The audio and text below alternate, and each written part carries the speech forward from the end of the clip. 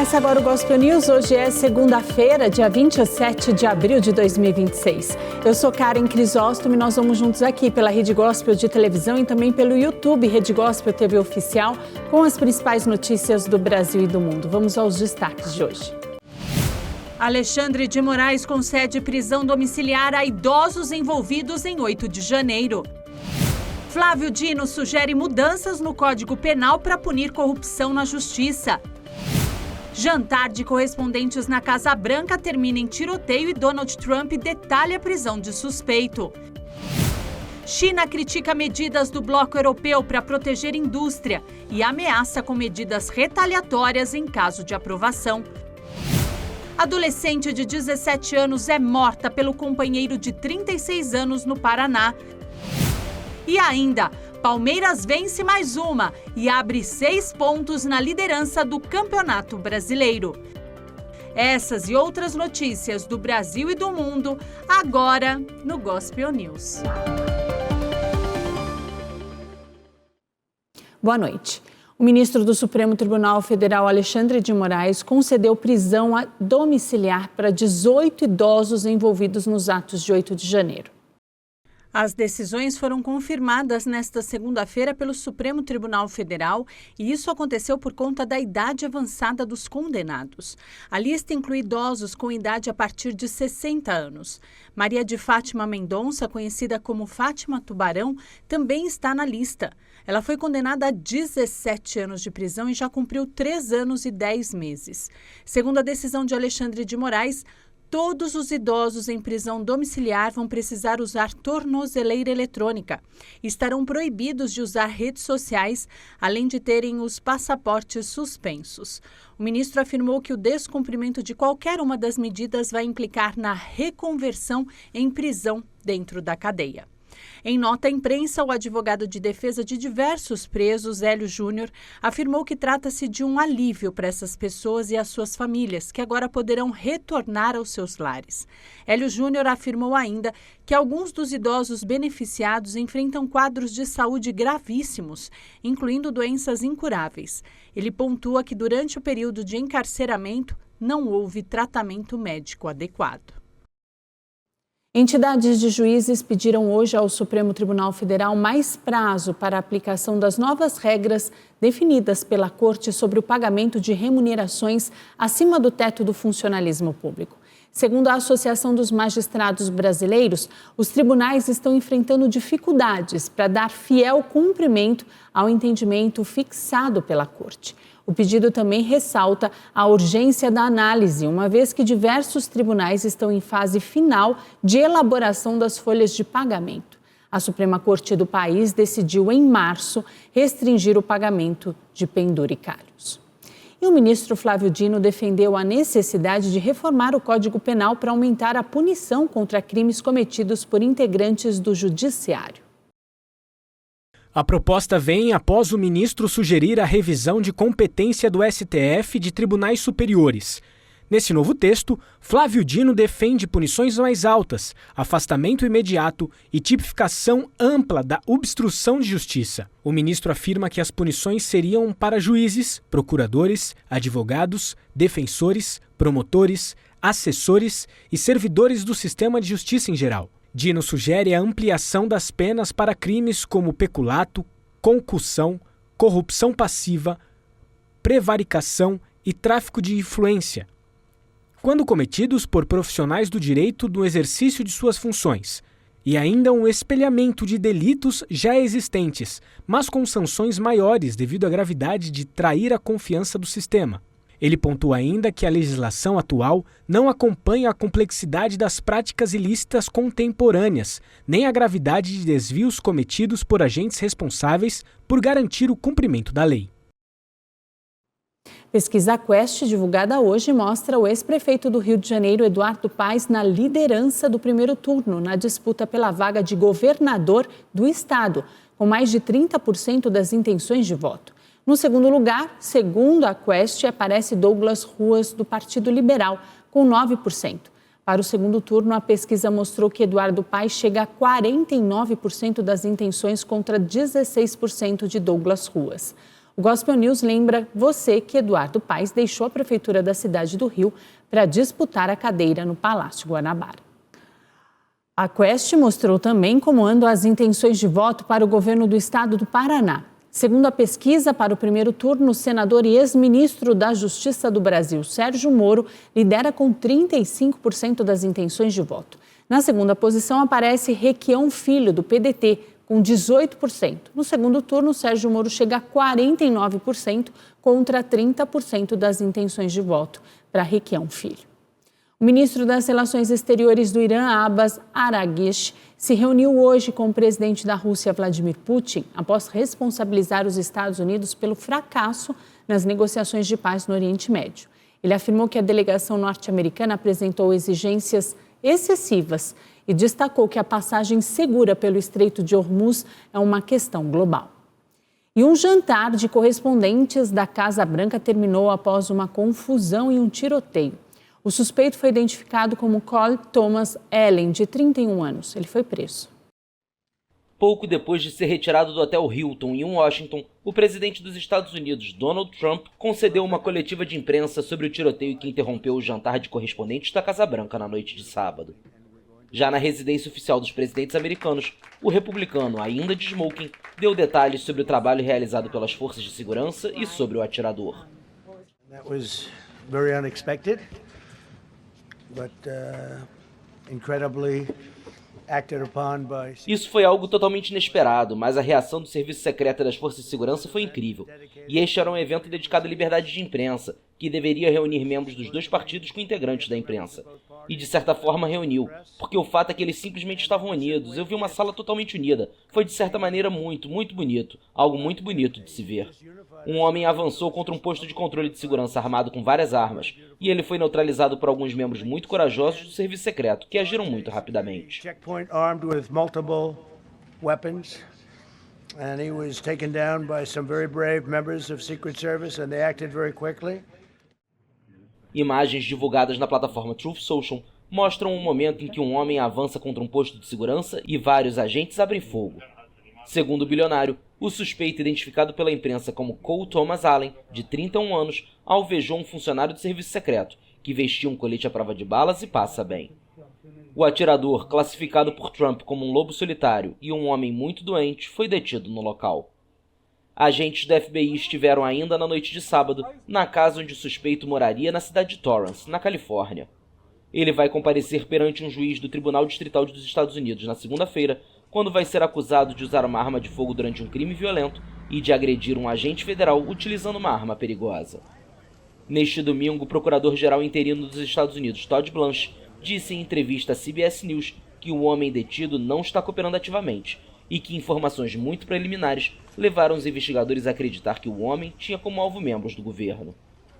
À Fox News, Trump afirmou que o suposto atirador escreveu um manifesto anticristão e que familiares já teriam entrado em contato com autoridades para reclamar sobre o comportamento do suspeito.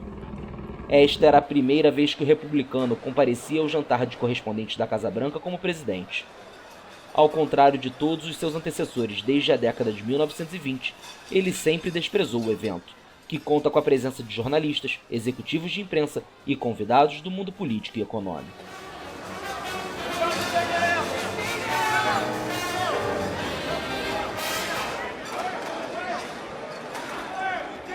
Após o ocorrido, líderes e autoridades internacionais expressaram solidariedade ao presidente Donald Trump.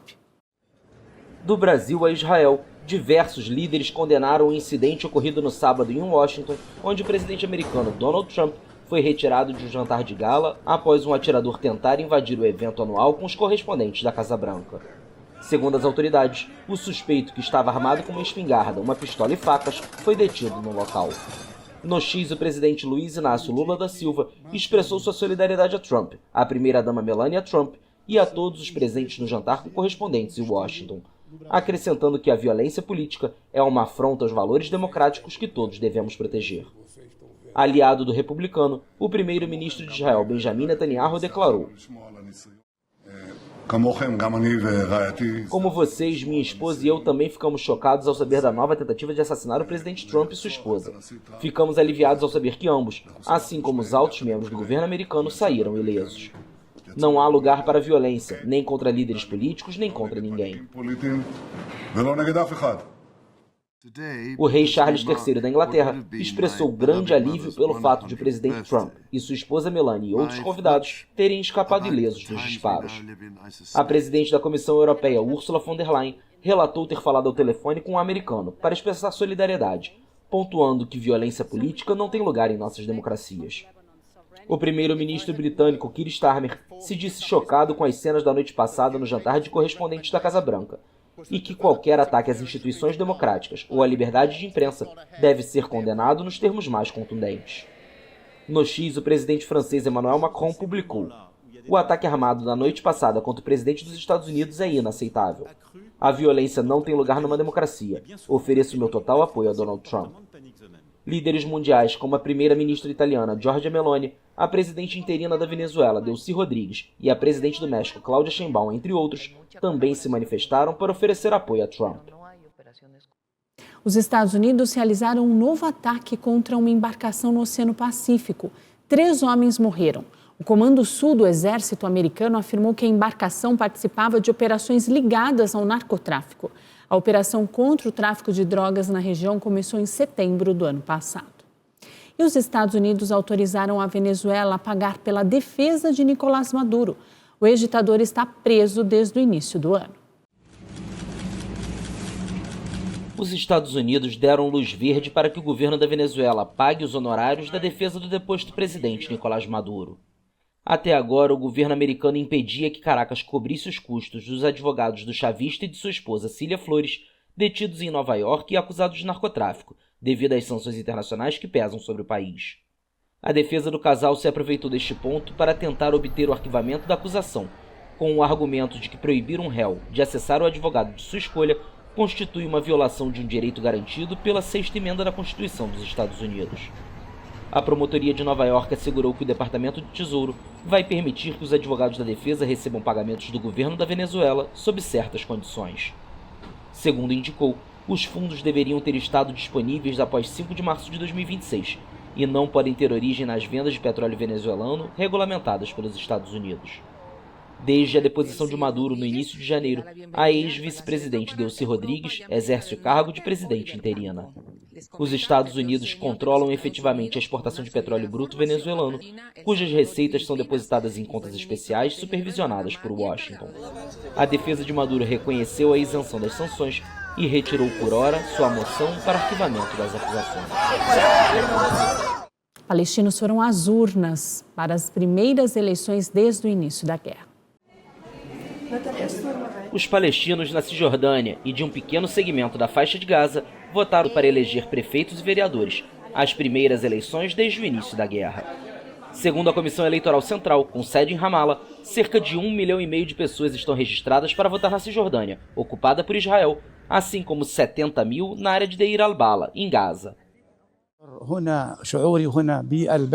Sinto alegria, felicidade e tranquilidade. Se Deus quiser, iniciaremos uma nova era na escolha de uma nova liderança para a cidade de Deir al-Bala. E se Deus quiser, um futuro próximo para toda a Palestina.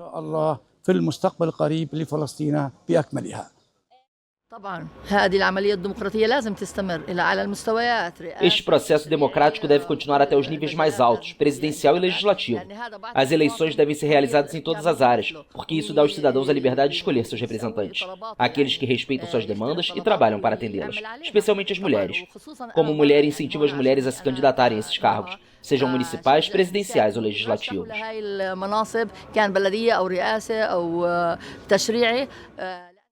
A maioria das listas de candidatos está alinhada com o Partido Fatah, nacionalista, laico e liderado pelo presidente Mahmoud Abbas, ou se apresenta como independente.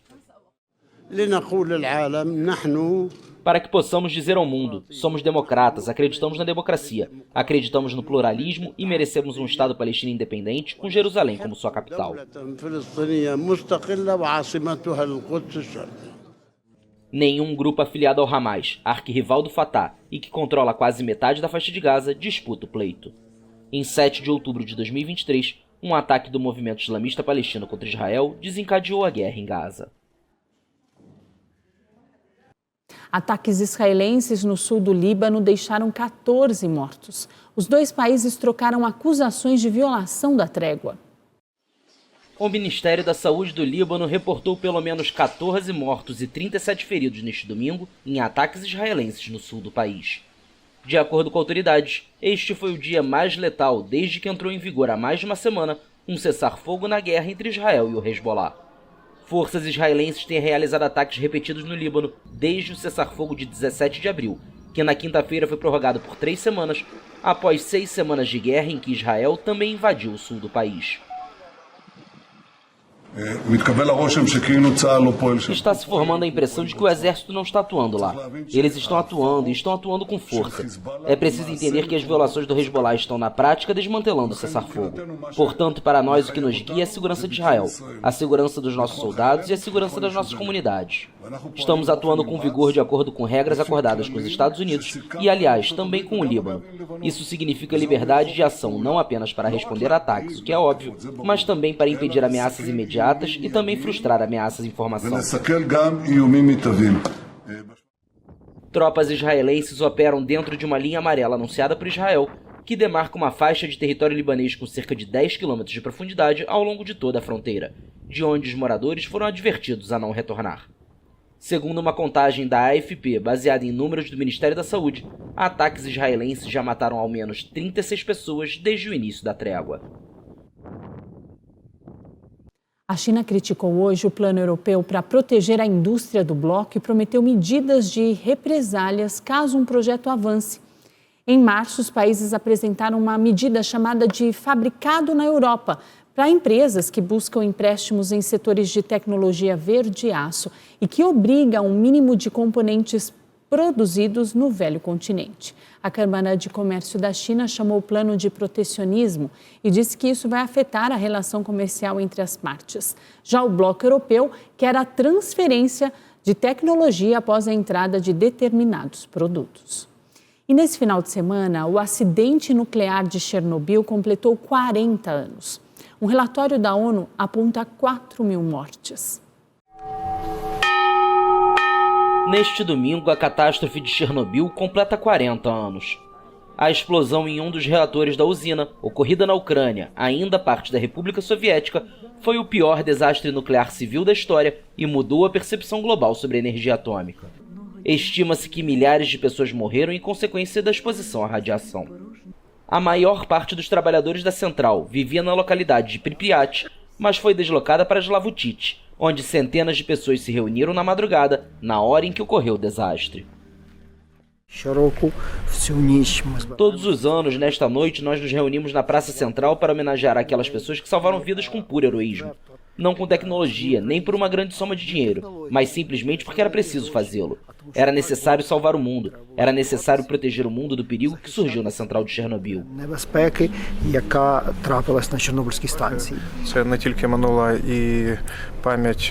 Não se trata apenas do passado, mas também de um lembrete para o futuro. Para prevenir tragédias semelhantes, para garantir que haja informação sobre aqueles tempos terríveis e os erros então cometidos. Para que possamos trabalhar no futuro e saber o que não fazer, e para honrar as pessoas que heroicamente deram suas vidas para que a civilização pudesse continuar e o mundo pudesse seguir em frente.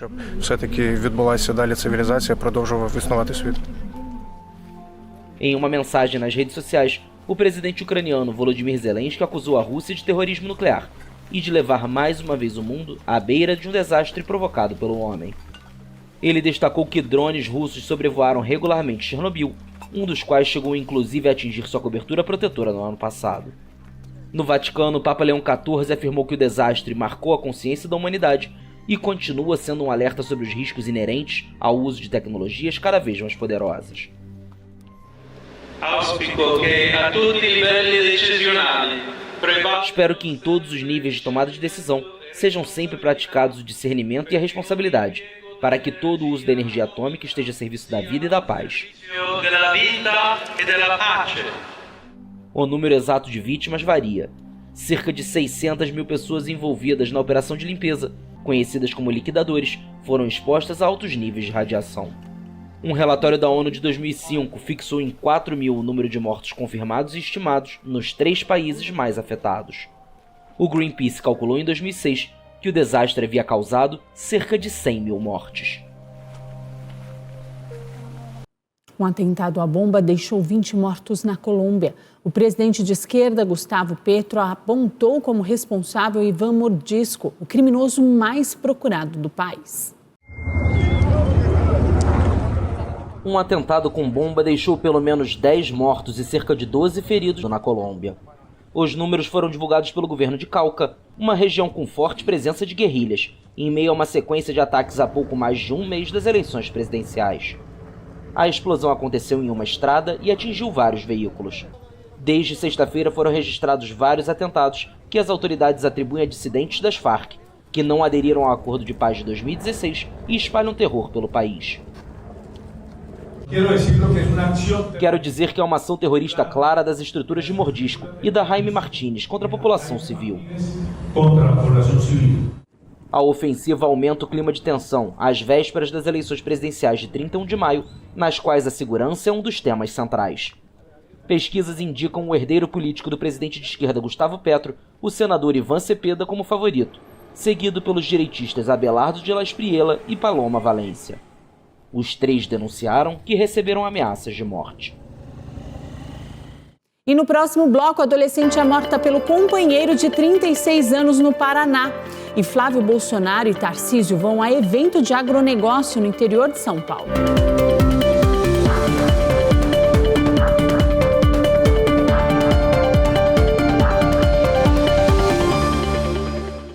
O trabalhador que estava na montagem do palco do show da Shakira no Rio de Janeiro morreu após ficar preso entre 2 elevadores.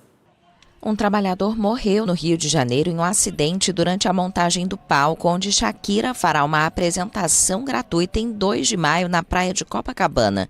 Segundo os bombeiros, o homem sofreu um esmagamento de membros inferiores em um sistema de elevação e foi retirado da estrutura por outros trabalhadores.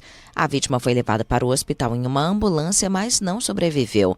A empresa Bonus Track, organizadora do evento, lamentou a morte em um breve comunicado. Do nada a gente viu o pessoal correr. Aí quando a gente do nada olhou, a estrutura estava no chão. Aí diz que um rapaz, um senhor, não sei, a idade, entendeu? Ficou por debaixo. Aí os pessoal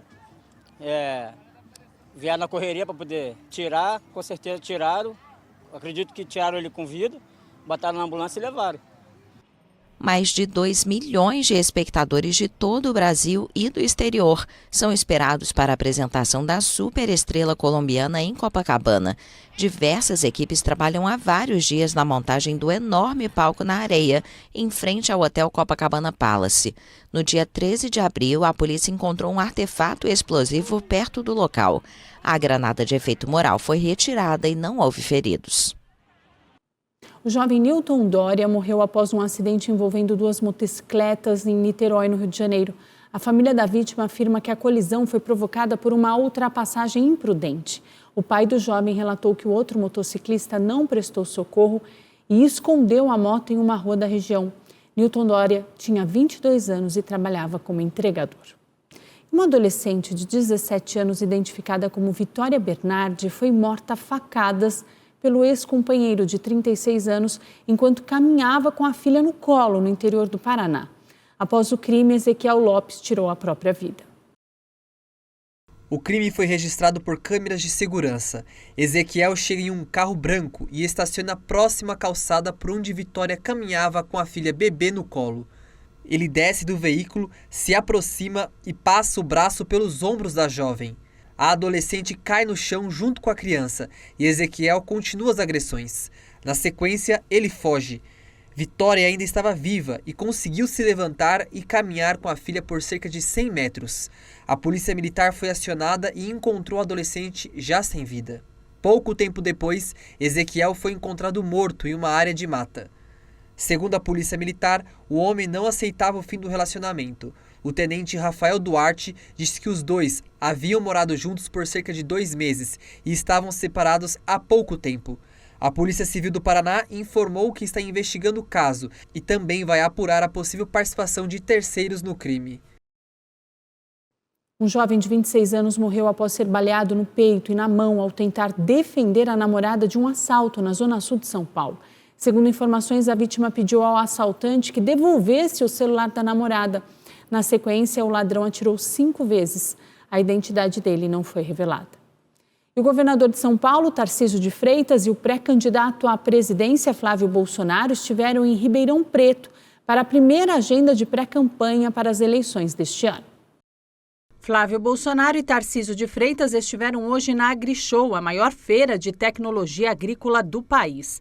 O candidato à presidência afirmou que o tema do agronegócio é tratado como lixo pelo atual governo do país.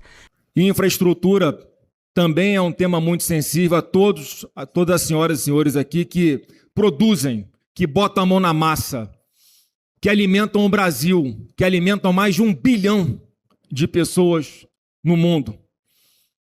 Vocês sabem que o agro está no coração, está aqui na pele da nossa família. A admiração e o respeito que sempre tivemos por esse setor que é tão importante e que, infelizmente, meu amigo Tarcísio, é tratado como lixo pelo atual governo. Flávio é o principal nome da direita para enfrentar Lula nas eleições deste ano. Uma pesquisa Quest, divulgada no dia 15 de abril, mostrou ele à frente do petista pela primeira vez em um eventual segundo turno. Depois de Flávio, Tarcísio de Freitas falou sobre a gestão dele no estado, créditos disponíveis para pequenos e grandes produtores e mudanças no governo federal. E seria impossível, talvez, lembrar de tantas entregas para o agronegócio, mas um agronegócio que é pujante aqui no nosso estado, que nos dá orgulho, que está sofrendo com o governo federal, mas aqui tem um governo de São Paulo que está olhando para o nosso produtor. Essa realidade vai mudar. Esse tempo difícil vai mudar, porque ninguém aguenta mais. E eu tenho certeza que uma nova perspectiva está nascendo. Eu tenho certeza que o resultado de outubro vai ser excepcional. Eu tenho certeza que a gente vai ter uma virada de chave. A gente vai ter um novo governo que vai tratar com respeito que o agronegócio merece. O evento também foi palco político para membros do atual governo. Ontem, o vice-presidente Geraldo Alckmin e o ministro da Agricultura, André de Paula, falaram um pouco sobre os planos de governo. A feira chega à 31ª edição, com expectativa de receber 200 mil pessoas de mais de 50 países. E a seguir, o feito histórico de um queniano na Maratona de Londres e os gols do Campeonato Brasileiro.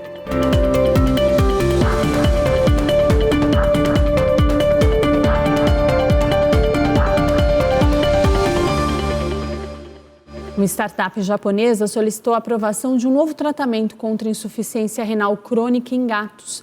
A pesquisa recebeu cerca de 10 milhões de reais entre 2021 e 2022 e foi publicada em fevereiro deste ano. De acordo com os dados, a taxa de sobrevivência dos gatos tratados foi entre 80% e 83%. E o queniano Sebastian Save se tornou o primeiro atleta da história a completar uma maratona abaixo de 2 horas. Sebastian Sawe entrou para a história do esporte neste domingo em Londres. O queniano se tornou o primeiro atleta a completar uma maratona em menos de 2 horas. Com um tempo de 1 hora, 59 minutos e 30 segundos, ele conquistou a medalha de ouro e quebrou o recorde mundial, antes de Kelvin Kiptum, de 2 horas e 35 segundos, estabelecido em outubro de 2023. I think I've made history today in London, and for the generation. Acho que hoje fiz história em Londres, e para esta geração eles passam a saber que correr para bater um recorde é possível, não é difícil. Depende da preparação que você teve, da paciência que teve e da disciplina que teve. Para mim, acho que mostrei a eles que nada é impossível, tudo é possível. Passion you had and the discipline you had. So for me, I think that I've shown them nothing is not possible, everything is possible. A corrida na capital britânica foi especial, já que na mesma maratona, 3 pessoas quebraram o recorde mundial, 2 delas abaixo de 2 horas. O etíope Yomi Fikejeucha, especialista em meia maratona, fechou a prova em 1 hora, 59 minutos e 41 segundos. Completou o pódio o ugandense Jacob Kiplimo, com 2 horas e 28 segundos. Em 2019, outro queniano, Eliud Kipchoge, finalizou uma maratona em 1 hora, 59 minutos e 40 segundos, mas sua marca não foi homologada como recorde mundial porque ele usou tênis especiais em uma prova não oficial, entre outras questões. Na disputa feminina, a etíope Tigst Assefa manteve o título de campeã em Londres e abaixou o próprio recorde mundial em uma corrida exclusivamente feminina, com um tempo de 2 horas, 15 minutos e 41 segundos, 9 segundos abaixo de sua antiga melhor marca. As quenianas Ellen Obiri e Joycelyn Jepkosgei ficaram com as medalhas de prata e bronze, respectivamente. Palmeiras venceu mais uma e segue disparado na ponta do Brasileirão. Flamengo goleou o Atlético Mineiro e assumiu a 2ª posição. O São Paulo venceu o Mirassol no estádio Brinco de Ouro, no interior de São Paulo. O Wendel cruzou na medida para Luciano fazer de cabeça o gol da vitória. O Corinthians também venceu pelo placar mínimo. Rodrigo Garro deu um lindo passe de calcanhar e Matheus Bidu fez um belo gol na Neoquímica Arena. O Palmeiras venceu o Red Bull Bragantino com gol de Flaco Lopes. Com a vitória, o Verdão abriu 6 pontos na liderança do Campeonato Brasileiro. E quem está em busca do primeiro lugar é o Flamengo. O Mengão foi a Minas jogar contra o Galo. Pedro recebeu dentro da área e abriu o placar.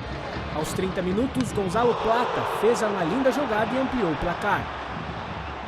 No final do primeiro tempo, De Arrascaeta fez o 3º de cabeça. No final do segundo tempo, o Flamengo tocou a bola de pé em pé e Pedro fez o 4º da partida. Com a vitória, o Mengão chegou à 2ª posição da tabela. E o Gospel News desta segunda-feira fica por aqui. Eu desejo a todos vocês uma ótima noite. Amanhã, a partir das 7, estamos de volta com as principais notícias do Brasil e do mundo. E até lá, você fica muito bem informado no YouTube, Rede Gospel TV Oficial, e também no Spotify Gospel News em 3 minutos. Uma boa noite e até amanhã.